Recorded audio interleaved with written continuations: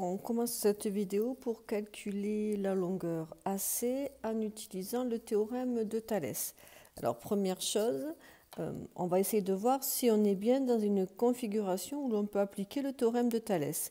Donc si on regarde, nous avons un triangle AMN et ici un triangle ABC et ces deux triangles sont emboîtés.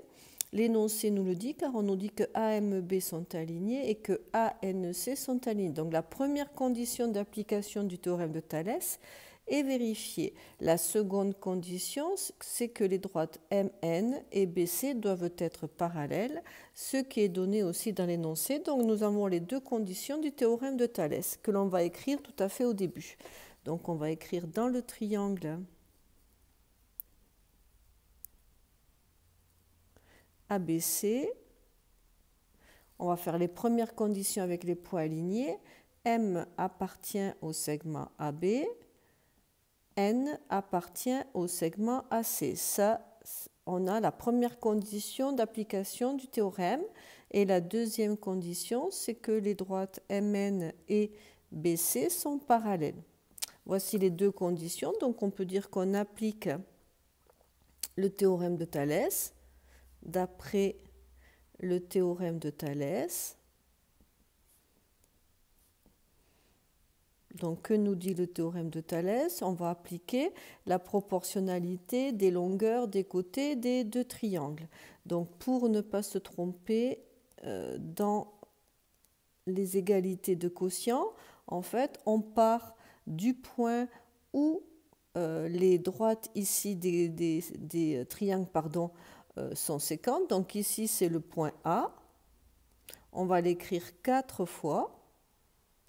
Dans le premier rapport, on va utiliser par exemple la droite AB ou le segment AB. Et donc, on va prendre AM sur AB.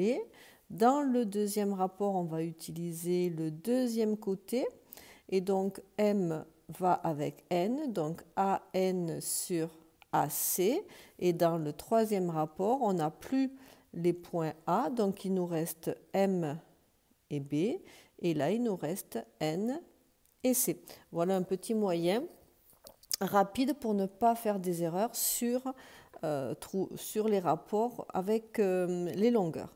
Donc maintenant qu'on a les rapports égaux, on va pouvoir remplacer par les données de l'énoncé avec les mesures données. Donc AM, on a 2,5. Je ne vais pas mettre les unités alors qu'on travaille sur les longueurs parce que je trouve que ça fait un peu lourd dans le quotient à calculer. Alors, AB vaut 7, AN vaut 4, AC, c'est ce que l'on cherche. Et après, on a MN sur BC. On n'a aucune indication sur MN et sur BC, donc ça, c'est un quotient que l'on ne va pas utiliser. Donc, on calcule AC, on va utiliser ici cette égalité. Donc, par exemple, je vais écrire ici, calcul de AC. Donc, on l'a déjà fait en principe quand vous faites les triangles semblables, les quotients égaux. On utilise en principe l'égalité des produits en croix. Donc, quand on a deux quotients égaux, les produits en croix sont égaux. Donc, ça vous donne 2,5 fois AC, premier produit en croix, deuxième produit en croix, 7 fois 4.